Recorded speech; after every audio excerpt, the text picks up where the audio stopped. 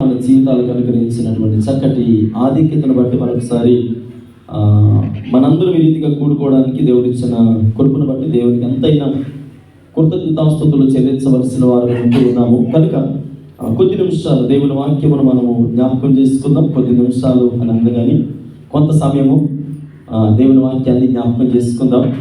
ఎందుకంటే ఈ ఆదివార ఆరాధన క్రమం ద్వారా దేవుడు మన జీవితాల్లో అనేకమైనటువంటి కార్యాలు చేయబోతున్నారని దేవుడి సేవకుడిగా నమ్ముతూ ఉన్నాను. ఈ దినము చదవబడినటువంటి లేఖన భాగము మొదటి దినవృత్తాంతముల గ్రంథము 15వ అధ్యాయము 22వ వచనం 27వ వచనాలు మనం జ్ఞాపకం చేసుకుంటే, లేవీయులకు అధిపతి అయిన కెనన్య మందసమును మోయిటయందు గట్టివాడైనందున అతడు మోత క్రమమును నేర్పుటకై నియమింపబడెను.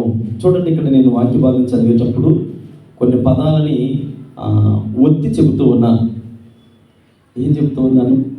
నొక్కి ఒక్కానిస్తున్నారంటారు కదా. అందుకని ఇక్కడ మనం చదువుకున్నటువంటి 22వ వచనంలో ఏమంటాడంటే 15వ అధ్యాయం 22వ వచనం మరొకసారి చదివితే అక్కడ ఏమంటున్నారు చూడండి.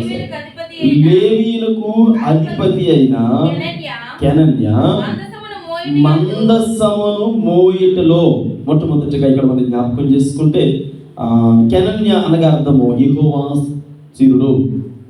అంటే మనకు అర్థమయ్యే మాటలు చెప్పుకోవాలంటే యెహోవా స్థిరపరచువాడు. యెహోవాయే స్థిరపరచాలి. ఒక వ్యక్తిని స్థిరపరచాలనుకుంటే ఖచ్చితంగా మరి వారి జీవితాలలో దేవుని ఆశీర్వాదకరమైన కనుదృష్టి ఉండాలి. ఇక్కడ మనం జ్ఞాపకం చేసుకున్నటువంటి ఆ పేరుకి అర్థము యెహోవా స్థిరుడు, అంటే దేవుడే స్థిరపరచాడు అతనిని. అంటే క్రైస్తవ విశ్వాస జీవితంలో స్థిరత్వం అనేది చాలా ప్రాముఖ్యమైనది. ఆ స్టెబిలిటీ లేకుండా చాలా సందర్భాలు ఈ వర్డ్ నేను అలా కంటిన్యూగా వాడుతూ ఉంటాను. చాలా సందర్భాల్లో క్రైస్తవ జీవితంలో స్థిరత్వము, క్రైస్తవ జీవితంలో కాదు, వివాహ జీవితంలో కానీ, ఒక వ్యక్తి జీవితంలో కానీ చాలా సందర్భాలు ఉన్నట్టు కదా. వీడు కాళ్ళు ఒక దగ్గర స్థిరంగా ఉండడండి, ఇటు అటు తిరుగుతుంటాడు అంటారు. అంటే గాలికి చెదరగొట్టి పట్టు అలాంటివి తిరిగే, అంటే అది కాదు. కానీ స్థిరత్వం అనేది చాలా ప్రాముఖ్యమైనది. స్థిరత్వం లేకపోతే ఆ భక్తి జీవితము సరిగ్గా కట్టబడదు.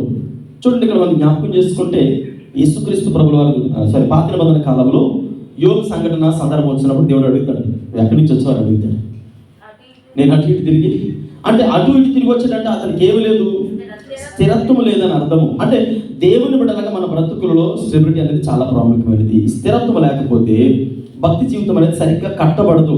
మరి భక్తి జీవితాన్ని ఎలా కట్టుకోవాలి? దానికి ఏమైనా బ్యాంక్ దగ్గరికి వెళ్ళి లోన్ తీసుకోవాలా, లేదంటే ఎక్కడికైనా వెళ్ళి ఎవరినైనా అడగాల? మరి ఏం చేయాలి? స్థిరత్వం కావాలంటే ఖచ్చితంగా దేవుని సన్నిధిలో కొన్ని రకాలైనటువంటి ఆ నియమ నిబంధనలు అనేవి చాలా ప్రాముఖ్యమైనవి. దేవుని సన్నిధిలో కట్టబడాలి, జీవితాలు కట్టుకోవాలి. ఇక్కడ మనం జ్ఞాపకం చేసుకున్నటువంటి పరిస్థితులు మనం జ్ఞాపకం చేసుకుంటే అన్నిటిలో క్రమం అనేది చాలా ప్రాముఖ్యమైనది. దేవుని బిడ్డలకి క్రమము లేకుండా, వాక్యం అంటది క్రమము లేని చోట అక్రమము విస్తరిస్తుందట. అంటే క్రమం ఉండదు, భయభక్తులు ఉండవు. దేవుని సన్నిధిలో దేవుని పట్ల, దేవుని యొక్క వాక్యం పట్ల శ్రద్ధ అనేది నిలపలేదు. ఇక్కడ మనం కొన్ని విషయాలు మీ ముందుకి ఈరోజు తీసుకురావడానికి కారణం ఏంటంటే, ఖచ్చితంగా ప్రతి కుటుంబము వాక్యం చేత కట్టబడాలి, ప్రతి వ్యక్తి వాక్యం చేత కట్టబడాలి. అప్పుడే సంఘము వాక్యము ద్వారా కట్టబడతాయి. వ్యక్తులు వాక్యం చేత కట్టబడకుండా కుటుంబాలు కట్టబడవు. గతించిన వారంలో నేను తరచుగా మాట్లాడినటువంటి మాటలు శుక్రవారం ప్రార్థన సభాస్థంలో కూడా, అంటే ఒక వ్యక్తి కట్టబడినప్పుడు కుటుంబం కట్టబడుతుంది. కుటుంబాలు ఎక్కడైతే బలముగా ఉంటాయో ఆ సంఘము బలపడుతుంది. ఖచ్చితంగా దేవుని అందరూ భయభక్తులు అనేవి వారు కలిగి ఉంటారని దేవుని సేవకుడిగా తెలియజేస్తూ ఉన్నారు. క్రమం అనేది చాలా ప్రాముఖ్యమైనది. ఏం చేస్తుంటామంటే కొన్నిసార్లు డ్యూటీకి వెళ్ళేటప్పుడు ఆయన 10 గంటలు రమ్మంటే 9:30కి వెళ్తాం. స్కూల్కి వెళ్ళేవారు ఎన్ని గంటలు వెళ్తారండి? 9 వెళ్ళేటప్పటికి 8:30కి వెళ్తాం. కానీ మందిరం వెళ్ళేటప్పటికి పిల్లలు ఒకరోజు స్కూల్కి లేట్కి వెళ్ళారనుకోండి, ఆ రోజు చూడాలి ఆ ఇంట్లో యుద్ధం జరుగుతుంటుంది. ఇప్పుడు వంట చేస్తూనే ఆ వంటగదిలో నుంచి ఆ చుట్టుపక్కల వాళ్ళు అనుకుంటారు, పాపం వాళ్ళ ఇంట్లో యుద్ధం చేస్తున్నాం అనుకుంటారు. కానీ ఇప్పుడు ఎవరితో చేస్తుంది? నీ వల్ల ఈరోజు నేను టీచర్ దగ్గర నేను తిట్లు వేసాను, పరుగు పోయింది, అలాగ అయ్యేలాగా నాన్న ఇంట్లో గొడవ చేసి అంటది. ఒక్కరోజు స్కూల్కి లేట్ అయినందుకే మరి ఆదివారం ఆరాధనకి లేట్ అయింది, ఏం పర్లేదు ఈరోజు ఆదివారం కదా అంటాం. కానీ దేవుని క్రమం అనేది ఖచ్చితంగా చాలా ప్రాముఖ్యమైనది. ఇది ఎవరు పాటిస్తారంటే స్థిరత్వం కలిగిన వారు. దేవుని సన్నిధిలో స్థిరం లేకుండా ఖచ్చితంగా భక్తి జీవితాన్ని ముందుకి కొనసాగించలేరని దేవునికి సామాన్యుడిగా తెలియజేస్తూ ఉన్నా. ఇక్కడ మీతో మాట్లాడాలనుకున్న అంశం ఏంటంటే కెనన్య అనగా స్థిరుడు, దేవుని సన్నిధిలో స్థిరపరిచేటువంటి వ్యక్తి. అక్కడ మనం చదువుకుంటే 82వ వచనంలో ఏమంటున్నారంటే, చూడండి ఒకసారి వాక్య భాగము. లేవీయులు అధిపతి అయిన కెనన్య మందసమును మోయుటయందు గట్టివాడైనందున. చాలు. ఇక్కడ మందస్సము దేనికి సాదృశ్యము అని అంటే సంఘానికి సాదృశ్యము. గతించిన వారములో వ్యక్తుల గురించి మాట్లాడుకున్నాం, కుటుంబాల గురించి మాట్లాడుకున్నాం. ఈ దినాన సంఘం అనేది మందస్సము సంఘానికి సాదృశ్యము. సంఘం ఎలా ఉండాలి? స్థిరత్వం అనేది చాలా ప్రాముఖ్యమైనది. ఎందుకనంటే ఇక్కడి నుంచి నేను ఉండనండి అని వేరే సంఘానికి వెళ్ళిపోతే, అక్కడి నుంచి ఇంకో సంఘానికి వెళ్ళిపోతే అంటే సంఘాలు అనేవి స్థిరపరచబడాలి. ఎప్పుడు స్థిరపరచబడతాయి అని అంటే గట్టిగా ఉండాలంట. ఇక్కడ ఇతని గురించి దైవజనుడు దేవుని ప్రేరేపణ ద్వారా రాయించేటువంటి ఒక మాట ఏంటంటే, ఇతడు మెత్తని వాడైనందున, అలాగందా, గట్టివాడైనందున చదువు, అతడు మోత క్రమమును నేర్పిస్తూ ఉన్నాడట. ఈరోజు సంఘములో ఎలా ఉండాలంటే ప్రతి ఒక్కరూ కూడా మందసాన్ని మోసేవారిగా ఉండాలి. హల్లెలూయా. మందసం ఎవరు? సంఘము. అంటే సంఘాన్ని ప్రతి ఒక్కరు కూడా ఇది నా బాధ్యత, సంఘాన్ని మోసేవారిగా. కుటుంబం వరకు వచ్చేటప్పటికి ఏమంటారంటే, నా కుటుంబం జోలికి వస్తే మర్యాద ఉండదంటాయి కదా. మరి సంఘము మందసం అందరి బాధ్యత కాదా? అంటే మందసాన్ని మోసేటువంటి వ్యక్తులు ఎలా ఉండాలి? చాలా గట్టిగా ఉండాలి, స్థిరులుగా ఉండాలి. ఎప్పుడైతే మీరు స్థిరులుగా ఉంటారో వారి జీవితాలలో దేవుడు ఉన్నతమైన కార్యాలు జరిగించడానికి ఇష్టపడుతూ ఉన్నాడు. చూడండి, ఇక్కడ మనం జ్ఞాపకం చేసుకుంటే సంఘానికి శిరస్సు ఎవరు? యేసుక్రీస్తు ప్రభుల వారు. ఎందుకు యేసుక్రీస్తు ప్రభుల వారి సంఘానికి శిరస్సుగా మనము పిలుస్తూ ఉంటాం? దేనికి? ఆయన దేవుడైనందున యేసు ప్రభు వారిని సంఘానికి శిరస్సు అని ఎందుకు పిలుస్తూ ఉంటారు? సరే, మీకు అర్థమయ్యే భాషలోకి వచ్చేస్తాను. మీ కుటుంబానికి యజమానుడు, మీ పురుషుడు, మీ భర్త, మీ తండ్రి, మీ సహోదరుడు శిరస్సుగా ఉంటారు. ఎందుకు ఆయన శిరస్సుగా భావిస్తారు? ఎందుకు అంటే ఎందుకు యజమానుడు? మీరు కాదా? బాధ్యతలు కలిగినప్పుడు అన్ని సుఖాలే వస్తాయా? అన్ని పొగడతలు వస్తాయా? నిందలు, అవమానాలు. కొన్నిసార్లు పిల్లలు ఏమంటారంటే, చేత కాని వాడివి ఎందుకు మమ్మల్ని కన్నావు? చేత కాని తల్లివి నువ్వు ఎందుకు మాకు జన్మనిచ్చావు? అంటే 9 మాసాలు కనిపించినటువంటి పిల్లలే కొన్నిసార్లు ఏమంటారు తెలుసా? ఎందుకమ్మా పెంచలేంటారు నీకు పిల్లలు? అలాంటప్పుడు తల్లిదండ్రులు ఏమనుకుంటారంటే, చిచి అనవసరంగా పెళ్లి చేసుకున్నాను. ఈరోజు కెనన్య అనగా స్థిరపడ్డాడు దేవుని సన్నిధిలో, ప్రార్థన ఎందు వాక్యమందు స్థిరపడ్డాడు కనుక ఇప్పుడు భారము భరించేటువంటి వ్యక్తిగా యేసుక్రీస్తు ప్రభుల వారిని సంఘానికి శిరస్సుగా ఎందుకు భావిస్తామనంటే, ఆయన దేవుడైనందుకు శిరస్సుగా భావించడం లేదు, కల్వరి శిలువలో తన యవ్వన కాలపు రక్తమును చిందించడంలో శ్రమపడ్డాడు కనుక ఆయన శిరస్సుగా భావిస్తాం. ఏ కుటుంబంలోని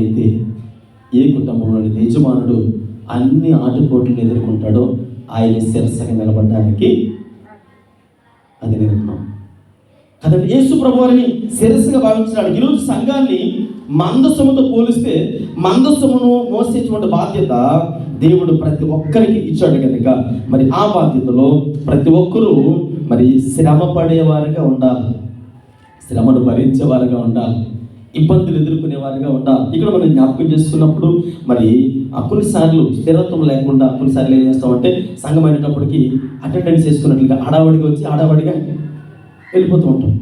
హడావుడికి వెళ్ళిపోతుంటాం. ఏంటంటే అంటే వచ్చాం కదండి వెళ్ళాం కదా కాదు. విశ్వాసుల యొక్క బాధ్యత కెనన్య ఎంత చక్కగా ఒక క్రమాన్ని నేర్పిస్తూ ఉన్నాడు. మోత ఏ విధంగా మొయ్యాలో, మందసాన్ని ఎలా మొయ్యాలో, ఎలా భరించాలో, ఎలాంటి ఇబ్బందులు ఎదురు వచ్చినా మరి అక్కడ ఎలా నిలబడాలో ఎవరు నేర్పిస్తూ ఉన్నారు? స్థిరపరచబడినటువంటి వ్యక్తి నేర్పిస్తూ ఉన్నాడు. అప్పుడు ఒక మాట మిమ్మల్ని అడుగుతాను, మీ పిల్లలకి మీరు ఏమి నేర్పిస్తారు? సరే, పిల్లల వరకు ఎందుకు, తమ్ముడు ఉన్నాడు అనుకో, ఒక అక్క తమ్ముడు ఉన్నారు ఇంట్లో. అక్క ఏమన్నా తెలుసా, ఊరికే గొడవ చేస్తూ ఉంటాడు, నాకు అదే కావాలి, నాకు ఆ షర్టే కావాలి, అదే కావాలని అంటూ ఉంటే, నాన్న మీరు వెళ్ళండి నేను మాట్లాడతాను అంటది. అమ్మ నాన్న ఎక్కడికి వెళ్ళిన తర్వాత ఇవిడికి కూర్చోబెట్టి ఏం చెప్తా తెలుసా? ఒరే అమ్మ నాన్న అసలు బట్టలు తీసుకున్నారు, అసలు నాకు అర్థం కాకడుతాను, వండింది వెంటనే తినేస్తాం కదా, నువ్వు తిన్నావు నేను కూడా తిన్నాను, ఇంకా కావాలని అడిగి వేసుకున్నావు, అసలు వారికి తిన్నారో లేదో చూసావా? ఇంట్లో పెద్దదానిగా నేనేం గమనిస్తున్నాను తెలుసా, వాళ్ళు కనీసం వండిన దాంట్లో తినకుండా మన ఇద్దరికీ పెట్టి మంచినీళ్ళు తాగి పడుకుంటున్నారు. మరి అలాంటి తల్లిదండ్రులని అలా ఇబ్బంది పెట్టడం ఎంతవరకు సమంజసం? ఎవరు అడుగుతారు ఈ మాటలు? అక్క చెబుతుంది కనుక. ఎందుకని? తను చూసింది కనుక. అంటే ఈరోజు కెనన్య దేవుని సన్నిధిలో స్థిరపరచబడ్డాడు. దేవుని అనుభవాలు తెలుసు, దేవుని సన్నిధిలో నిందలు, అవమానాలు, వ్యతిరేకతలు అన్నీ చూశాడు కనుక వెనకతలు ఉన్న వారికి నేర్పిస్తూ ఉన్నాడు. అక్కడ ఏ అనుభవం లేకపోతే నేర్పించడానికి ఏముండదు అక్కడ. అక్కడైతే ఉంది. చూడండి ఒకసారి వాక్య భాగం చదవండి. లేవీయులకు అధిపతి అయిన కెనన్య మందసమును మోయుటయందు గట్టివాడైనందున మోత క్రమమును నేర్పుటకై నియమింపబడెను. గట్టివాడయ్యాడంటే అతను అంతకుముందు చేశాడన్న అనుభవం అనేది ఊరకనే పోతాం. అంటే ఇక్కడ మనం జ్ఞాపకం చేసుకున్నప్పుడు సంఘములో ప్రతి ఒక్కరు కూడా ఎలా ఉండాలా? గట్టిగా ఉండాలి. ఆయన అంటాడు కదా, అంటే ఇలా అంటున్నాను, బాధపడకండి, ఆమె ఆ విషయంలో కొంచెం గట్టిదండి, అతని విషయంలో కొంచెం గట్టి ఉండండి అంటారు. ఇక్కడ మనం జ్ఞాపకం చేసుకుంటే ఏమంటామంటే మన వస్త్రధారణ విషయం, వస్త్రాల విషయంలో కానీ లేదంటే కొన్ని విషయాల్లో దేవుని సన్నిధిలో ఒక క్రమం స్థిరపరచబడినటువంటి వ్యక్తులు ఏం చేస్తారంటే, ఫర్ ఎగ్జాంపుల్ కొంతమంది కొన్ని వస్త్రాలకి గిఫ్ట్ అవుతూ ఉంటారు. కొంతమంది అడుగుతూ ఉంటారు, మీరు అదే ఎందుకు వేసుకుంటారు, ఆయనకి ఎందుకు వేసుకుంటారు అన్నారు అనుకోండి. ఇది దేవుని సన్నిధిలో ఆయన ఏం చేసుకున్నాడు, ఒక విధంగా అలా స్థిరపరచబడ్డాడు. దేవుని సన్నిధిలో గట్టిగా ఒక వాగ్దానం చేసుకున్నాడు, నేను ఇలానే ఉండాలి, నా క్రమము నీకు అనుకూలంగా నేను ఎలానే మలుచుకోవాలి అని అనుకున్నాడు. కనుకనే అలాంటి తలబట్టలు వేసుకున్న వాళ్ళందరూ పరిశుద్ధులు కాదు, సూట్లు బూట్లు వేసుకున్న వాళ్ళందరూ పాపాత్ములు కాదు. అర్థమవుతుందన్న మాటలు. అంటే కొన్ని వస్త్రధారణలు ఉన్నంత మాత్రాన్ని వాళ్ళు పరిశుద్ధులే కాదు. తెల్ల వస్త్రాలు వేసుకున్న వాళ్ళు పాపాత్ములు ఉన్నారు, సూట్లు వేసుకున్న వాళ్ళు పరిశుద్ధులు కూడా ఉన్నారు. చాలా సందర్భాలలో నీవు స్థిరపరచబడ్డావో లేదో దేవుని సాక్ష్యం ఇవ్వాలి. ఇక్కడ కెనన్య దేవుని సన్నిధిలో ఎలాంటి తీర్మానం తీసుకున్నాడంటే, అయ్యా నేను నీ సన్నిధానంలో నేను ఇలా ఉండాలి, మందసాన్ని మోసే క్రమమును నేను నేర్పించాలి, నాతో ఉన్న వారికి, నాకంటే పెద్దవారికి, నా వెనకతలో వచ్చినటువంటి తరానికి నేను ఒక క్రమాన్ని నేర్పించాలి. నన్ను ఒక చెల్లి అడిగింది, అన్నయ్య మీ పిల్లలకి చెవిలీలు కుట్టించారు కదంటే, అమ్మ నాకు తెలియదురా, ఎందుకంటే ఆడపిల్లలు కదా, ఒక్కొక్కరికి ఒక్కొక్క ఇది ఉంటుంది కదంటే, ఏం చేయాలని కుట్టించాలి, అసలు ఆభరణాలు పెట్టుకోకూడదా అంటే నేను అన్నాను, సాధ్యమైనంత వరకు పెట్టుకోకూడదు. ఎందుకని? ఒకవేళ మనం ఆభరణాలు పెట్టుకోవాలనుకుంటే దేవుడు ఖచ్చితంగా వీటికి రంధ్రాలు చేసి ఆ రంధ్రాలతోనే కుట్టేవాళ్ళం. కానీ మనం ఈ లోకానికి వచ్చిన తర్వాత మనంతటా మనము రంధ్రాలు పెట్టుకున్నాం, ముక్కు కూడా పెట్టుకున్నాం. అది ఎవరిష్టం వాళ్ళు. దేవుడికి అభ్యంతరకరంగా ఉండకుండా మామూలుగా సాధారణంగా ఉన్నంత వరకు ఓకే. కానీ ఇతరులను కించపరచడానికి మనము అర్హులు కాదు. అవునా కాదు? అర్హులు కాదు. కెనన్య నేర్పిస్తూ ఉన్నాడు అంతే తప్ప వారిని త్రోవని ఆడట్లేదు, కించపరచట్లేదు. ఒక క్రమాన్ని నేర్చుకున్నాడు, స్థిరపడ్డాడు దేవుని సన్నిధిలో ఎలా ఉండాలని. ఇప్పుడు వారికి ఏం చేస్తూ ఉన్నాడు? నేర్పిస్తూ ఉన్నాడు. ఒకవేళ నేర్చుకోకపోతే ఇది ఎలా చేయాలి, అది క్రమము. దేవుని సంఘానికి ఉండేటువంటి మందసాన్ని మోయాలి అనే భారము భుజాలు ఎత్తుకున్న వారికి ఉండవలసినటువంటి లక్షణాలు, అలాంటి అనుభవాలు గుండా, అలాంటి తీర్మానాలు గుండా దేవుని సన్నిధిలో వెళ్ళారు. పిల్లరా జ్ఞాపకం చేసుకోండి, ఒక్కొక్కరికి ఒక్కొక్క తీర్మానం ఉంటుంది. కెనన్య విషయంలో దేవుని మందసాన్ని చాలా పకడ్బందీగా మోయాలని ఇష్టపడ్డాడు, సంఘాన్ని భరించాలని. మీకు తెలుసు, దానియేలు గురించి మనం ఆలోచన చేస్తే దానియేలు దగ్గరికి వచ్చింది, మంచి భోజనం వచ్చింది, దానియేలు రిజెక్ట్ చేశాడు. మిగిలిన ఎవరొస్తులందరూ కూడా ఏమొచ్చింది, తినొచ్చు కదా అంటే ఆయన తీర్మానంలో ఉన్నాడు, దేవుని సన్నిధిలో గట్టి నిబంధన కలిగి ఉన్నాడు, గట్టిగా నిలబడ్డాడు. అంతే, నేను ఇలానే ఉండాలి, ఇతరులు ఎవరో ఉన్నారని నేను అలా చెయ్యను కదా. అలాగే దానియేలు ఎవరిని కూడా మీరు తిన్నారు కనుక మీరు అన్నాడు. దానియేలు ఎలా ఉన్నాడంటే, నేను దేవుని సన్నిధిలో నేను నా భక్తి జీవితాన్ని అపవిత్రపరచుకోను, ఆ ఆహార పదార్థాల ద్వారా లేదా ఆ క్రమము ద్వారా నన్ను నేను అపవిత్రపరచుకోను అని దేవుని సన్నిధిలో మందసాన్ని మోసేటువంటి వ్యక్తిగా తనను తాను క్రమపరుచుకున్నాడు. ఈరోజు మన భక్తి జీవితాలు ఎలాంటి రీతిగా ఏ విధంగా కట్టుకుంటూ ఉన్నాం అనేది చాలా ప్రాముఖ్యమైనది. మందసాన్ని మరి కొన్ని సందర్భాలు చూడండి, నాటు బండి, ఎడ్ల బండి అంటారు కదా, ఎడ్ల బండి ఎడ్లు మందసాన్ని మోయాలంటే ఎడ్ల బండికి ఎన్ని కావాలి? 2 కావాలి. గుర్రం బండికి కొన్నిసార్లు ఒకటే లాగుతుంటుంది, కానీ కొన్నిసార్లు రథాలకి ఎక్కువ ఉంటాయి. అలా కాకుండా ఇంకా మనం జ్ఞాపకం చేసుకుంటే యాజకులు మందసాన్ని మోసేటప్పుడు ఎంతమంది మోసారు? 4 మోసారు. అంటే మందసాన్ని మొయ్యడం అనేది ఎంతమంది మొయ్యాలి అనేది చాలా ప్రాముఖ్యమైనది. ఆ మందసాన్ని మోసిన క్రమము చాలా జాగ్రత్తగా తీసుకోవాలి. ఈరోజు చాలా సందర్భాలు అనుకుంటారు, మనము మోసేటువంటి క్రమములో జాగ్రత్తలు తీసుకోకపోతే, ఒక గట్టిగా ఇక్కడ ఉన్నటువంటి నిర్ణయాల విషయంలో మనం ఆలోచించకపోతే, ఇక్కడ చూడండి, మోత క్రమమును నియమించబడినటువంటి ఆయన ఏం చేస్తూ ఉన్నాడంటే, నేను మోసుకెళ్ళిపోతానులే, లేదా మీకు రాదు అనలేదు. ఇదిగో లేదంటే అలా కాదు అని చెప్పి ఏం చేస్తూ ఉన్నాడు? నేర్పిస్తూ ఉన్నాడు. నీ కుటుంబానికి నువ్వు నేర్చుకున్నావు, నీ కుటుంబానికి నేర్పించాలి. నీ కుటుంబం నేర్చుకున్న తర్వాత సంఘానికి నేర్పించాలి. ఇప్పుడు సంఘము మందసంతో పోలిస్తే మందసాన్ని కింద పడేసేలా ఉంటే నువ్వు మందసాన్ని మోయడానికి అర్హుడివి. ఇక్కడ చూడండి, అక్కడే మరొక మాట మనం చదువుకుందాం. చదవండమ్మా. అధిపతి అయిన కెనన్య మోయిటియందు గట్టివాడైనందున మోత క్రమము నేర్పుటకై నియమింపబడిను. మోత క్రమము నేర్పుటకై నియమింపబడ్డాడట. 27వ వచనం చదవండి. దావీదు మందసమును మోయు లేవీలందరూ పాఠకుల పనికి విచారణకర్తయగు. చాలు. ఒకటి, మందసాన్ని ఎలా మోయాలో మోత క్రమాన్ని నేర్పించేటువంటి వ్యక్తిగా దేవుని సన్నిధిలో స్థిరపరచబడ్డాడు. రెండవది, గాయకుల గుంపు, అంటే మందసము ముందు పాటలు పాడేటువంటి ఈ గాయకులు ఎవరైతే ఉన్నారో వారందరికీ కూడా విచారణకర్తగా, పాఠకులకు పనికి విచారణకర్తగా కెనన్య ఏం చేయబడ్డా? నియమింపబడ్డాడు.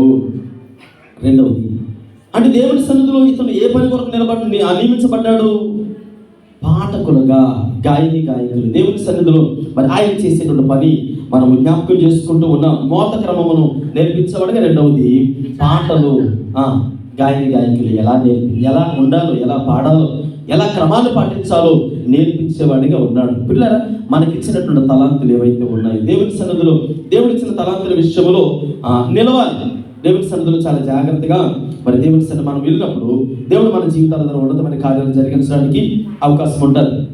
మనం ఏం చేస్తామంటే మనకి ఇచ్చిన తలాంతులని ఉపయోగించం, వాటిని అభివృద్ధి పరచుకోవడానికి ఇష్టపడం. అంత మాత్రమే కాదు, కానీ మనం అభివృద్ధి పరచుకోవడం మాత్రం పక్కన పెడితే ఏం చేస్తాం?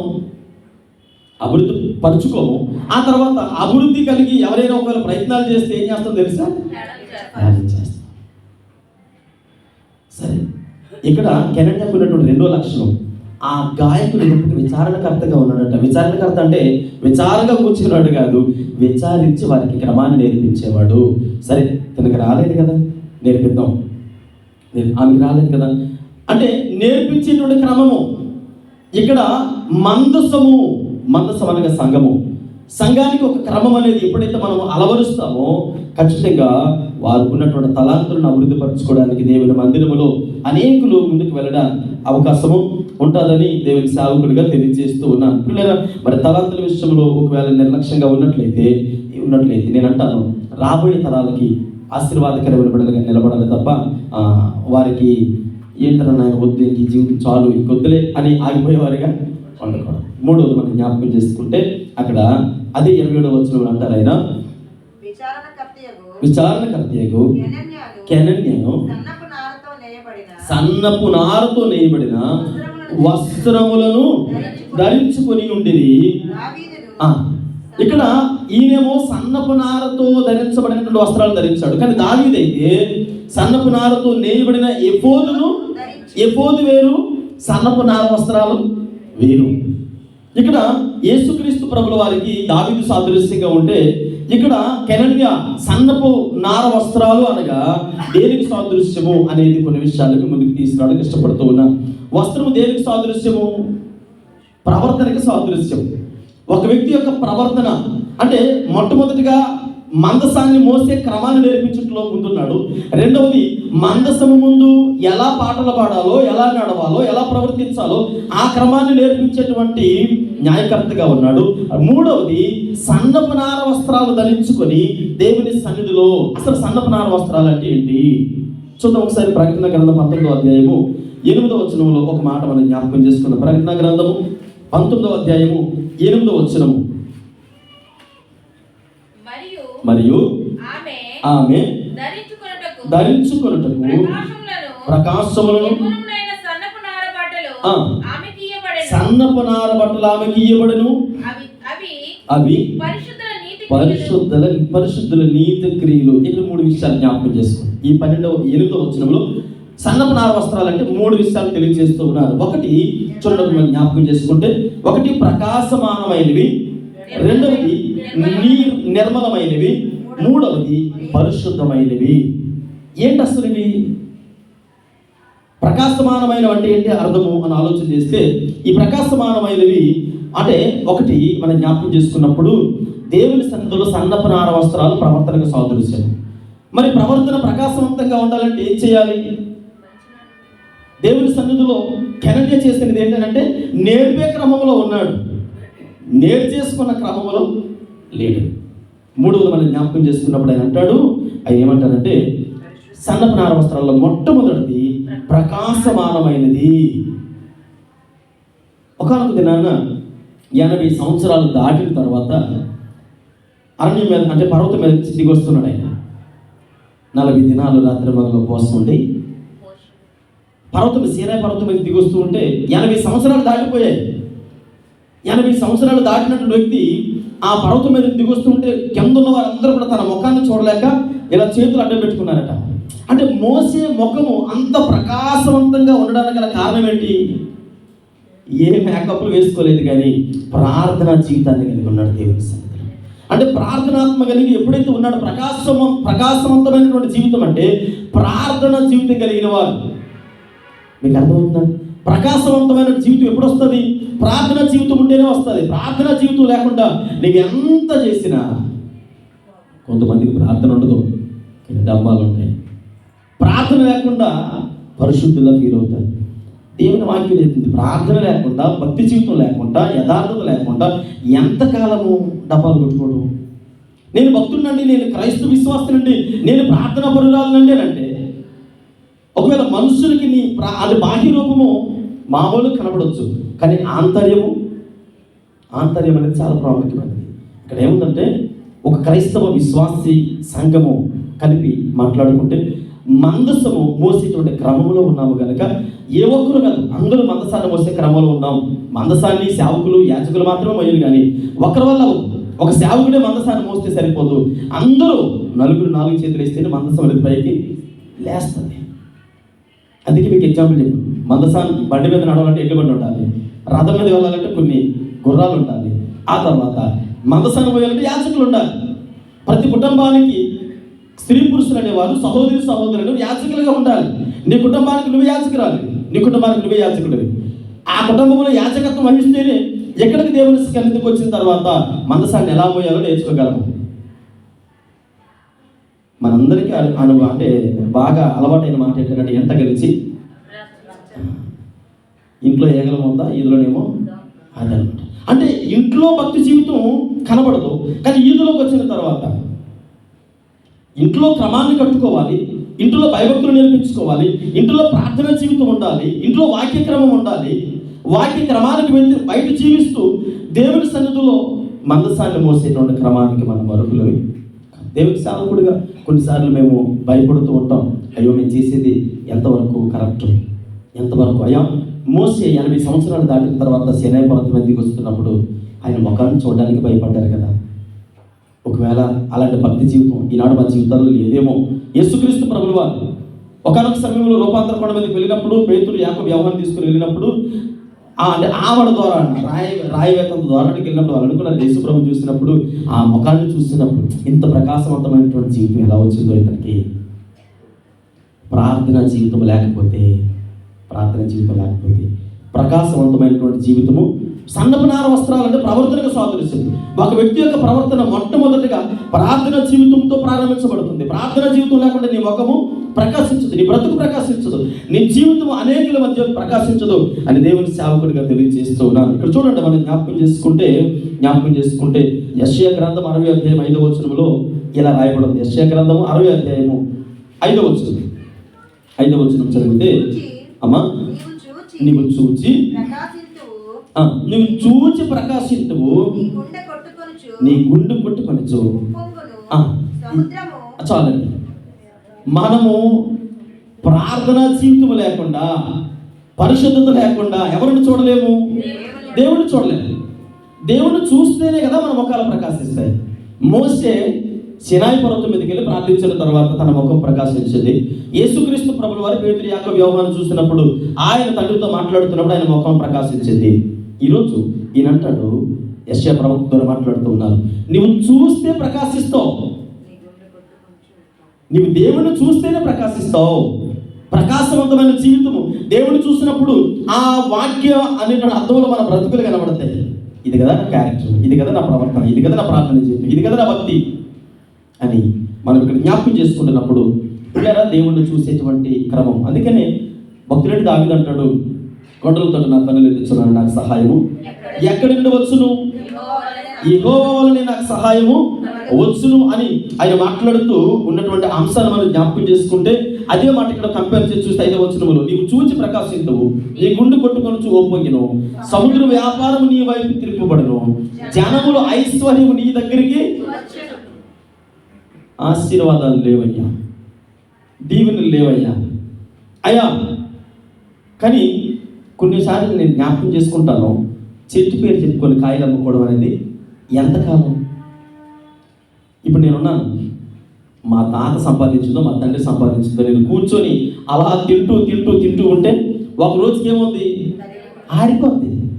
నేను సంపాదించాలి, నా కష్టార్జితాన్ని చూపించాలి, నా ప్రయాసం కదా. ఇప్పుడు నేను కష్టపడినప్పుడు, నేను శ్రమ పడినప్పుడు, నేను నిందల పాలైనప్పుడు అప్పుడు కదా నా యొక్క గొప్పతనం అనేది. ఇప్పుడు నేను అంటాడు, నువ్వు దేవుని వైపు చూడు, దేవుని వైపు చూస్తే ఆటోమేటిక్గా నీకు ఆశీర్వాదాలు అనేవి వస్తాయి. దేవుని వైపు చూడకుండా నువ్వు ప్రకాశించలేవు, ఫలించలేవు, ఆశీర్వదించబడలేవు. ఇక్కడ మనం జ్ఞాపకం చేసుకుంటున్నప్పుడు దావీదు ఎందుకనే నేను కొండలు తట్టుకొని నిలిచాను, అటువైపు నుంచి నాకు సహాయం రాదు, కానీ నీ వైపు చూసినప్పుడు నాకు సహాయము వస్తూ ఉంది. దాసుడు తన యజమానుడి వైపు, దాసి తన యజమానురాల వైపు చూసినట్లు నా కన్నులు నీ వైపు ఎత్తుచున్నానయ్యా అని ప్రార్థన చేస్తూ ఉన్నాడు. పిల్లగా ఇక్కడ మనం జ్ఞాపకం చేసుకున్నప్పుడు మనం ప్రకాశించాలన్న దేవుని సన్నిధిలో మనం ఎవరి వైపు చూడాలి? దేవుని వైపు చూడాలి. అందుకనే మీకు ఒక మాట చెప్తూ ఉన్నాను. అదే 5వ అధ్యాయం యెషయా గ్రంథము 5వ అధ్యాయం 30వ వచనంలో చదివితే 2 రకాల గుంపులు ఉన్నాయి. దేవుని వైపు చూస్తే ప్రయోజనం ఏంటి, చూడకపోతే ప్రయోజనం ఏంటి? 2 రకాల పరిస్థితులు. దేవుని వైపు చూస్తే ఎలా ఉంటుంది, చూడకపోతే ఎలా ఉంటుంది? 5వ అధ్యాయం 30వ వచనం చదవండి. వారు ఆ దినమున సముద్ర ఘోష వలె జనము మీద గర్జన చేసి ఒకడు భూమి వైపు చూడగా అంధకారమును బాధయు కనబడును. హల్లెలూయా. మనము దేవుని వైపు చూడకుండా భూమి వైపు చూసాం అనుకోండి, ఏం కలుగుతుందట? చీకటి, అంధకారము, బాధ. దేవుని వైపు చూసినప్పుడు ఖచ్చితంగా దేవుడు ఆశీర్వదిస్తాడు. మీకు ఒక ఎగ్జాంపుల్ చెప్తారు. చేతమ్మ గారు అన్నారు. ఒకరోజు ఒక 2 నెలల క్రితము నేను ఈ విషయం ఎవరి దగ్గర షేర్ చేసుకున్నాను, మన విశ్వాసుల దగ్గర మాట్లాడినట్టు గుర్తు. 2 నెలల క్రితం చాలా ఇబ్బందికరమైన పరిస్థితుల మధ్యలో ఉన్నాం. నాకు కష్టం వచ్చినప్పుడు నేను ఎవరి దగ్గరికి వెళ్ళి చేయి చాపి అడుక్కొని, ఏమంటే నాకు అవసరం ఉంది, పర్సనల్గా మీ పాకెట్ మనీ నాకు ఏమైనా ఇవ్వండి అని ఎవరి దగ్గర చేయి చాపి అడుక్కొని నాకున్న దాంట్లో నా కష్టార్జితాన్ని, దేవుడు నాకు ఇచ్చినటువంటి, అంటే పనివాడు జీతానికి పాత్రుడు అన్నట్టుగా దేవుడు నాకు ఇచ్చినటువంటి కష్టార్జితాన్ని నా భార్య పిల్లల కోసం నేను వెతికిస్తాను. ఎవరి దగ్గరికి వెళ్ళి ఇలా చేయి చాప అడగను. ఒకరోజు పాస్టర్ గారు నా దగ్గరికి వచ్చి చెప్పారు, ఏమండి చాలా ఇబ్బందిగా ఉంది, నేను పలానా చెప్పలేని చాలా ఇబ్బందిగా ఉంది, పరిస్థితి బాగోలేదు అని. అంటే ఏం పర్లేదు, ఈ 4 రోజులు ఉపవాసాలను ప్రకటించి చక్కగా ప్రార్థన చేసుకుందాం, దేవుడు మనకి ఇచ్చిన ఆశీర్వాదకరమైన సమయం అనగానే మరి పిల్లలు అంటే వారు నేర్చుకోలేని గృహస్థుల దగ్గర నుంచి రాలేదు. వారి పుట్టిన దగ్గర నుంచి మీరు ఎప్పుడైనా గమనించండి, నా పిల్లలకి నేను నేర్పించినటువంటి క్రమం ఏంటి తెలుసండి. అందువల్ల నేను గర్విస్తాను నా బిడ్డలు బట్టి. 6 రోజులు ఉపవాసం ఉందామంటే పర్లేదు డాడీ అని ముందుకు వస్తారు. వాళ్ళ వయసుకి ఉపవాసం ఉండే దినాలు కాదు, అసలు ఉపవాసం అంటే కూడా తెలియదు. కానీ ఉపవాసం ఉందామంటే 1 వీక్ అలా ఉంటారు ఖచ్చితంగా, మంచినీళ్ళు దాకా ఉంటారు మరి. అంటే ప్రార్థన చేస్తున్నాం, పాస్టర్ గారు నేను ప్రార్థన చేస్తూ ఉన్నా, మాతో పాటుగా పిల్లలు ప్రార్థన చేస్తూ ఉన్నారు. 2 రోజులు గడిచిపోయింది. అయినా మా యొక్క మామూలుగా స్కూల్కి వెళ్తూ ఉన్నారు, వస్తూ ఉన్నారు. లక్కీ వాళ్ళ క్లాస్ టీచర్ అడిగారట, ఏమై నువ్వు లంచ్ తెచ్చుకోలేదంటే, మేడం అంటే మేము ఫాస్టింగ్ ప్రేయర్స్లో ఉన్నాం. అరే నీ వయసుకి అలా ఉండకూడదు కదా అంటే, లేదండి మా డాడీ మాకు నేర్పించారు అని చెబితే టీచర్ నాకు ఫోన్ చేశారు, సార్ ఈ వయసులో పిల్లలు అలా ఉండకూడదని అంటే, లేదండి రేపటి నుంచి అలా ఉండలేదు, దెబ్బలని నా పాప ఒప్పుకోలేదు అని చెప్పారు. అయితే మేము ప్రార్థన చేస్తూ ఉన్నాం, ప్రార్థన చేస్తాం, ప్రభువా మాకున్నటువంటి పరిస్థితి ఏంటో మీకు తెలుసు అని ప్రార్థన చేస్తున్నప్పుడు బయటికి వస్తూ అందరితో చక్కగా నవ్వుతూ మా జీవితాలు గడుపుతూ ఉన్నప్పుడు నేను దేవుని సన్నిధిలో ప్రార్థన చేశాను, ప్రభువా నాకైతే తెలియదు, నాకు ఎవరి ద్వారా సహాయం చేస్తావో తెలియదు అని నేను కొన్ని ఆలోచనలో ఉన్నాను. కొంతమంది నా మైండ్లోకి వచ్చారు ప్రార్థన చేస్తున్నప్పుడు నా మైండ్లోకి వచ్చినప్పుడు వాళ్ళ దగ్గరికి వెళ్ళి కలిశాను. మామూలుగా ఏం అడగలేదు, కలిసి ప్రార్థన చేసి వచ్చాను. అటు నుంచి వచ్చేటప్పుడు అక్కడ నేను వెళ్ళి కలిసి వచ్చినటువంటి వ్యక్తులు నాకు ఏమీ ఇవ్వలేదు. మీరు జాగ్రత్తగా అబ్జర్వ్ చేయండి. నేను అటు నుంచి వచ్చినప్పుడు బండి మీద వచ్చినప్పుడు నాకు ఒక స్వరం నా మదిలో మెదులుతూ ఉంది, నువ్వెవరి వైపు చూసావు, వాళ్ళ మీద దృష్టి పెట్టావు కనుక, వాళ్ళు ఇస్తారని ఆశించి వెళ్ళావు కనుక. మీకు అర్థమవుతుందండి? వాళ్ళు ఏదో నీకు సహాయం చేస్తారని వారిని దృష్టిలో పెట్టుకుని అక్కడికి వెళ్ళావు కనుక నీకు సహాయము రాలేదు. వెంటనే ఇంటికి వచ్చిన తర్వాత మరలా రూమ్లోకి వెళ్ళిపోయి ప్రార్థన చేశాను, ప్రభా తప్పు అయిపోయింది, నన్ను క్షమించండి. నిజమే ప్రభా, నేను మనసులో చూశాను కనుక తప్పు అయిపోయింది, ఇంకెప్పుడు అలా చేయను అని ఎప్పుడైతే నేను వెళ్ళి మోకరించి ప్రార్థన చేస్తూ ఉన్నాను, పాస్టర్ గారు వచ్చి తలుపు కొట్టారు. తలుపు కొడితే వెంటనే ప్రార్థన ముగించుకొని బయటకు వచ్చారు. సీతమ్మ వచ్చిందా అని లేచి బయటకు వచ్చారు. బయటకు వస్తే, సార్ మీకోసం ఎవరో వచ్చారంటే, అప్పటికి పర్లకిముడి నుంచి ఒక 2 బ్రదర్స్ వచ్చారు. పర్లకిముడి ఆ ప్రాంతం నుంచి 2 బ్రదర్స్ జిఎన్ షాప్ ఉంది కదా, గోల్డ్ షాప్కి వచ్చారట. గోల్డ్ షాప్కి వచ్చినప్పుడు వాళ్ళ ఫ్యామిలీతో వచ్చారు, ఏదో మ్యారేజ్తో సెట్ అయిందని చెప్పేసి ఆ పని మీద వచ్చారు. సార్ మాకెందుకో ఈ ఏరియాలో ఎక్కడైనా మందిరం ఉంటే వచ్చి ప్రార్థన చేయించుకోవాలనుకున్నాం, దగ్గరలో మందిరం లేదు కాబట్టి మేము పాస్టర్ గారు అంటే నేనేనంటే, సరే ప్రార్థన చేయండి సార్ అన్న. ప్రార్థన చేసి నేను వెనక్కి వచ్చేస్తూ ఉంటే ఆయన పిలిచి నా చేతిలో కొంత కాను పెట్టాడు. వచ్చేసారు. తీసుకుని ఇంటికి వెళ్ళిన తర్వాత 2,000 రూపాయలు ఆయన నా చేతికి ఇచ్చాడు. అంటే ఆ 2,000 తీసుకొని వచ్చి అలా పెట్టాను. పాస్టర్ గారు కానీ పిల్లలు కానీ చెప్పలేదు. ప్రార్థన చేసుకొని పెట్టేసిన తర్వాత నేను మళ్ళా ప్రార్థన చేసుకున్నాను, ప్రభా నేను మనుషుల వైపు చూసినప్పుడు నాకు సహాయం రాలేదు, నేను నీ వైపు చూసినప్పుడు అడగకుండానే వాళ్ళు ఎవరో తెలియదు కానీ సహాయం నా దగ్గర వెతుక్కుంటూ వచ్చింది. పిల్లలు ఇక్కడ మనకి ఆయన చెప్పాలనుకున్న అంశం ఏంటంటే, ప్రకాశించేటువంటి వ్యక్తుల యొక్క ఆధ్యాత్మిక జీవితంలో మొట్టమొదటిది సన్నపనార వస్త్రం అంటే మన క్యారెక్టర్కి, మన ప్రవర్తనకు సాదృశ్యము. అందులో మనం జ్ఞాపకం చేసుకుంటున్నప్పుడు ఇక్కడ భూమి వైపు చూసినప్పుడు వారికి ఏమొస్తుందో చీకటి, అంధకారము, వేదనకరమైన పరిస్థితులు వస్తున్నాయి. అది దేవుని వైపు చూస్తే ఎలా మనం చూడండి. యెషయా గ్రంథము 6వ అధ్యాయం 1వ వచనంలో చూడండి. యెషయా గ్రంథము 6వ అధ్యాయం 1వ వచనం, రాజైన ఉజ్జియా మృతి నొందిన సంవత్సరమున అత్యున్నతమైన సింహాసనమందు ఎవరు చూసారట? ఎక్కడేమో 5వ అధ్యాయం 30వ వచనములో భూమి వైపు చూస్తూ ఉన్నారు, వారికేమో అంధకారము, చీకటి, భయంకరమైన శ్రమలు కలుగుతూ ఉన్నాయి. 6వ అధ్యాయంలో ఉజ్జియా ఎవరైపు చూశాడంటే, యెషయా ఎవరైపు చూశాడంటే దేవుని వైపు చూశాడట. దేవుని వైపు చూస్తే వచ్చే ప్రయోజనము ఏంటంటే, అంతవరకు ఉజ్జియా నా బంధువు పర్లేదు అనుకున్నాడు యెషయా. ఎప్పుడైతే ఉజ్జియా చచ్చిపోయాడో ఇప్పుడు దేవుని వైపు చూడడం మొదలుపెట్టాడు. దేవుని వైపు చూడగానే తన జీవితంలో జరిగినటువంటి కార్యాలు మనందరికీ తెలిసినటువంటి కార్యాలే.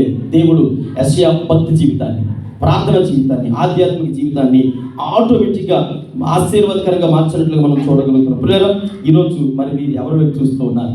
మనుషుల వైపు చూసినప్పుడు, లేదా లోకం వైపు చూసినప్పుడు, ఉద్యోగం వైపు చూసినప్పుడు, వ్యాపారం వైపు చూసినప్పుడు వాటి వల్ల ప్రయోజనాలు రావు.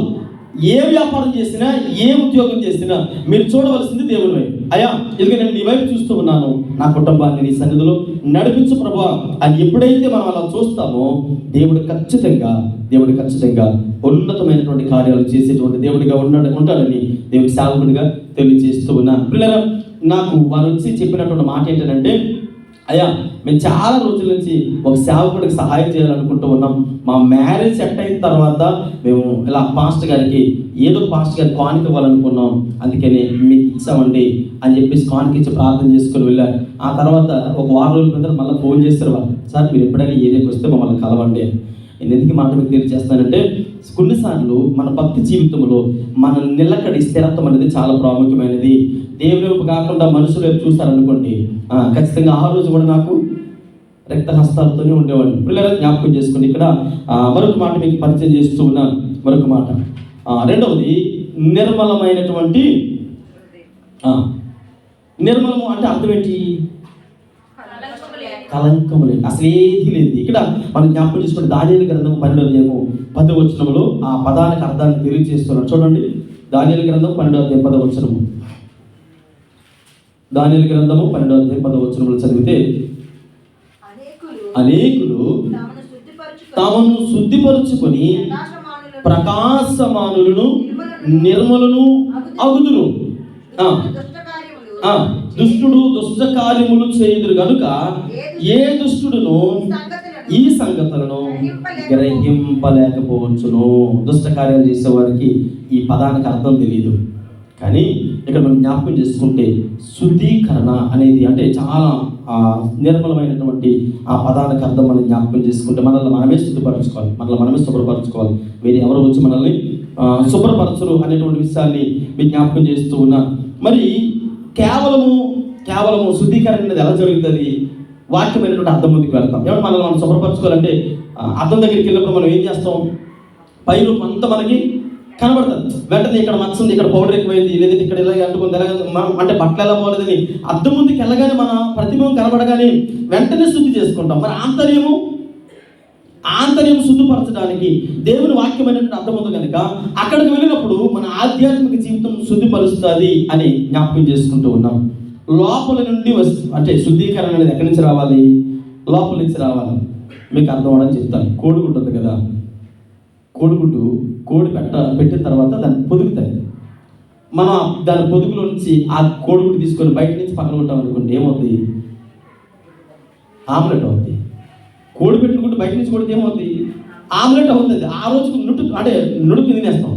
అదే ఆ పెట్ట దాన్ని పొట్ట కింద పెట్టుకుని పొదిగినప్పుడు లోపల నుంచి పగిలితే చక్కటి పిల్లలు వస్తారు. భక్తి జీవితం అనేది నిర్మలమైనటువంటి భక్తి జీవితం అనేది ఎలా ఉంటుందంటే బయట నుంచి మనం శుభ్రపరుచుకుంటూ ఉన్నాం, బయట శుద్ధి చేసుకుంటూ ఉన్నాం. అది తాత్కాలికమైనది. ఆమ్లెట్ లాగా ఆ రోజే ఆ పూటకి ఆ గడికి అయిపోతుంది, మరలా రెండోసారి ఉండదు. కానీ అదే లోపల నుంచి పగిలింది. లోపల నుంచి శుద్ధి చేసుకోవడం అనేది నిర్మలమైన మనస్సాక్షికి మన జీవితాన్ని అప్పగించుకుంటే, వాక్యానికి అప్పగించుకుంటే, వాక్యపు ముందుకు వెళ్ళి అయ్యా ఇదిగో నీవు సత్యమైనటువంటి దేవుడు కనుక నా జీవితాన్ని నువ్వు కడుగయ్యా, నన్ను నిర్మలమైనటువంటి మనస్సాక్షి కలిగినటువంటి విశ్వాసగా మార్చు అని ఎప్పుడైతే మనం దేవుని ముందుకు వెళతామో ఆ పాల వంటి నిర్మలమైనటువంటి శ్రేష్టమైనటువంటి ఆ పాల వంటి వాక్యమును అపేక్షించే వారిగా ఉన్నప్పుడు మనం లోపల నుంచి శుద్ధి చేయబడతాం. లోపల నుంచి శుద్ధి చేయబడితే మనలో నుంచి అనేక మంది పిల్లలు ఆధ్యాత్మికమైనటువంటి పిల్లలు రావడానికి అవకాశము ఉంటుందని దేవుని సేవకుడిగా తెలియజేస్తూ ఉన్నాను. చూడండి, మరొక మాట మనం జ్ఞాపకం చేసుకుంటే మూడవది ఏమనంటే శుద్ధి. ఏముంది? పరిశుద్ధమైనటువంటి అంటే శుద్ధీకరణ. 66 కీర్తన భాగము మలాకి గ్రంథం 3వ అధ్యాయం 3వ వచనంలో చదివితే అక్కడ ఏమనుంది? మలాకి గ్రంథం 3వ అధ్యాయం 3వ వచనంలో, మలాకి గ్రంథము 3వ అధ్యాయం 3వ వచనంలో చదివితే వెండిని శోధించి నిర్మలము చేయవాడు కూర్చునుండి లేవీయుల నీతిని అనుసరించి యెహోవాకు నైవేద్యములు చేయనట్లు వెండి బంగారములను నిర్మలము చేయి రీతిగా ఆయన వారిని నిర్మలం చేయను. అంటే నిర్మూలము వేరు, నిర్మలం వేరు. నిర్మూలం అంటే ఇంక భూమి మీద లేకుండా చేయడం.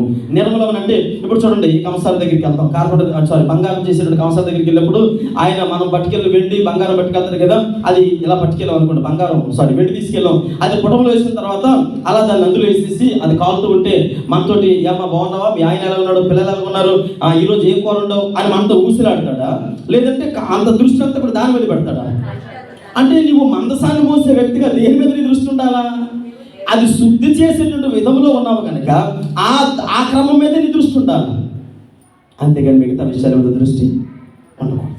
మిగతా విషయాల మీద దృష్టి ఉంటే ఇది కాస్త కరిగి మనం కేజీ పట్టుకెళ్తే మన చేతికి వచ్చేటప్పటికి అంటే మనం చేసేటువంటి పని విధానం, శుద్ధీకరణ అనేది మనం జ్ఞాపకం చేసుకుంటే 66 కీర్తన 10వ చరణంలో చదివితే మొట్టమొదటిగా మరి దేవుడు చేసేటువంటి శుద్ధిలో మనం జ్ఞాపకం చేసుకుంటే మొదటిది దేవుడే మనల్ని శుద్ధి చేసేటువంటి శ్రమల ద్వారా శుద్ధి చేస్తాడు. ఆ తర్వాత చూడండి 66 కీర్తన భాగం 10వ చరణం, దేవా నీవు మమ్మల్ని పరిశీలించి ఉన్నావు, వెండిని నిర్మూలం చేయనట్లుగా మమ్మను. చాలండి. ఇక్కడ మొట్టమొదటిది శ్రమల ద్వారా శుద్ధి చేయడం అనేది 3 రకాలుగా శుద్ధి చేస్తారు. ఒకటి శ్రమల ద్వారా, రెండవది వాక్యము ద్వారా, మూడవది పరిశుద్ధాత్మ ద్వారా. ఒకటి శ్రమల ద్వారా, మనకు దేవుడు ఇచ్చినటువంటి శ్రమల ద్వారా. యోబు జీవితంలో శ్రమలు పడిన తర్వాత తను ఆశీర్వదించబడు, శుద్ధీకరణ చేయబడ్డాడు. రెండవది వాక్యము ద్వారా, దేవుని వాక్యం మన దగ్గరికి వచ్చినప్పుడు, ఒక ప్రవక్త దగ్గరికి వచ్చింది, రాగానే ఇమీడియట్గా తన జీవితాన్ని మార్చుకున్నాడు, శుద్ధీకరించబడ్డాడు. మూడోది మనం జ్ఞాపకం చేసుకునే పరిశుద్ధాత్మ ద్వారా మన దగ్గరికి వచ్చింది. 3 విషయాలు మనం ఎప్పుడైతే జాగ్రత్తగా ఉంటామో దేవుడు ఖచ్చితంగా మన జీవితాలు ఆశీర్వాదకరమైన కార్యాలు చేయడానికి ఇష్టపడుతూ ఉన్నాడు. దేవుడి సేవకుడిగా తెలియజేస్తూ ఉన్నాడు. పిల్లలను మీరు జ్ఞాపకం చేసుకోండి. మనం 3 విషయాలు జ్ఞాపకం చేసుకున్నాం. 3 విషయాలు. 3 దాంట్లో ప్రకాశమానమైనది, నిర్మలమైనది, పరిశుద్ధమైనది. ప్రశస్త వస్త్రము, సన్నపనార వస్త్రం అనగా ఈ 3. ఒకటి వస్త్రం అనగా ప్రవర్తనకు సాదృశ్యము. ఆ ప్రవర్తనలో 3 విషయాలు. ఒకటి ప్రకాశమానమైనది, ప్రకాశమానం అంటే అర్థము ప్రార్థనా జీవితానికి సాదృశ్యము. రెండవది నిర్మలమైనది అంటే వాక్యానుభవంలోకి వెళ్ళేటువంటి జీవితాలు, వాక్యాన్ని విన్న తర్వాత మన జీవితాలు శుద్ధి చేసుకోవడం. మూడవది ఆ శుద్ధీకరణ అనేది పరిశుద్ధాత్మలో 3 విషయాలు నేర్చుకున్నాం. పరిశుద్ధాత్మ దేవుడు శ్రమల ద్వారా, ఆ తర్వాత మన జీవితంలో వాక్యం ద్వారా, ఆ తర్వాత పరిశుద్ధాత్మ ద్వారా మనల్ని శుద్ధీకరిస్తాడు. ఈ 3 విషయాలు మన జీవితంలో జ్ఞాపకం చేసుకుందాం. దేవుని మందసాన్ని మోసేటువంటి విశ్వాసులుగా సంఘము నేర్చుకోవాల్సిన విషయాలు. సంఘము నేర్చుకోవాల్సినటువంటి క్రమం మొట్టమొదటిగా మోత క్రమం. కుటుంబాలు బరువు మోస్తూ ఉన్నాం, ఆ తర్వాత మీకున్నటువంటి ఉద్యోగ బాధ్యతలు మోస్తూ ఉన్నారు, ఆ తర్వాత వ్యాపార బాధ్యతలు మోస్తూ ఉన్నారు, ఆ తర్వాత నేను ఇప్పుడు అంటాను సంఘములో కూడా మందసాన్ని మోసేటువంటి బాధ్యత ప్రతి ఒక్కరిది కనుక అది చాలా క్రమముగా, మర్యాదగా, జాగ్రత్తగా చేయాలి. కనన్య స్థిరపరచబడిన తర్వాత మొట్టమొదటిగా మోత బరువు, తన బాధ్యత తను మాత్రమే గట్టిగా నేర్చుకోవడం కాదు కానీ నేర్పించే క్రమంలో ఉన్నాడు. రెండవది తను మాత్రమే నేర్చుకోలేదు కానీ గాయకులకి ఏం చేస్తూ ఉన్నాడు, నేర్పిస్తూ ఉన్నాడు. మూడవది తన జీవితంలో సన్నపనార వస్త్రం అంటే తన ప్రవర్తన దేవుని సన్నిధిలో అనేకులకు ఆశీర్వాదకరంగా, మాదిరికరంగా ఉన్నాడు. అంతే తప్ప ఏ విధమైనటువంటి క్రమం, మనస్సు మోసే క్రమంలో ప్రతి ఒక్కరు చంటి బిడ్డలు మొదలుకొని కడు వృద్ధుల వరకు ఈ మందస బాధ్యత అనేది చాలా ప్రాముఖ్యమైనది. అలాంటి క్రమములో కెనన్య నిలబడ్డాడు కనుకనే దేవుడు తన గురించి మాట్లాడుతూ ఉన్నాడు. ఇతడు స్థిరపరచబడినటువంటి వ్యక్తి. ఈరోజు మనం కూడా దేవుని సన్నిధిలో స్థిరపరచబడాలి. ఆయన సాక్ష్యాన్ని కాపాడుకునే వారిగా ఉండాలి. ఆయన సాక్ష్యాన్ని అనేకులలోకి తీసుకుని వెళ్ళేవారిగా ఉండాలి. అనేకులకు అనగా రాబోయే తరాలకు నేర్పించేవారిగా ఉన్నప్పుడు దేవుడు మనల్ని బట్టి కూడా ఆయన నామము అనేకులలో హెచ్చించబడడానికి అవకాశం ఉంటుందని దేవుని సేవకుడిగా తెలియజేస్తున్న మాటలు ముగిస్తూ ఉన్నాను. ప్రార్థన చేసుకుందాం. క్రైస్తవ కుటుంబాలలో అదే రీతిగా మరి క్రైస్తవ వ్యక్తిగత జీవితాన్ని కూడా మనం జ్ఞాపకం చేసుకున్నాం. ఇప్పుడు